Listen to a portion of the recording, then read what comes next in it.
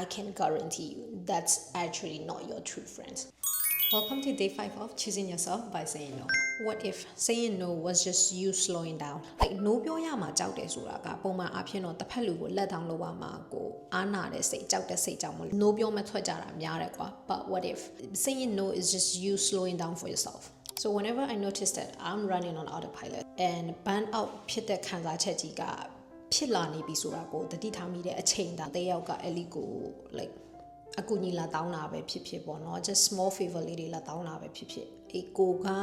ဒီ burn out ဖြစ်နေတဲ့ခံစားချက်ကရှိနေပြီဆိုတဲ့အချိန်ကြလို့ရှိရင် I will usually try to say this. Hey, I'm trying to slow down a bit these days. I'm saying no to more things. So အဲ့လိုပြောလိုက်ခြင်းအပြင် it gives you space and it sets a pace you can actually maintain. It's also honest, you know. ကိုအဲ့လိုပြောလိုက်တဲ့ဟာကိုနားမလဲဘဲနဲ့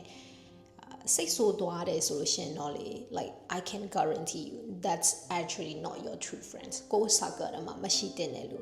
usually ကို no ပြောလိုက်တဲ့ဟာကိုမကြိုက်တဲ့လူကလေကိုကြောင့်မလို့သူတို့ benefit ရတယ်လို့များတယ်ကွာကိုအပေါ်မှာတကယ်မေတ္တာအစစ်ရှိတဲ့လူက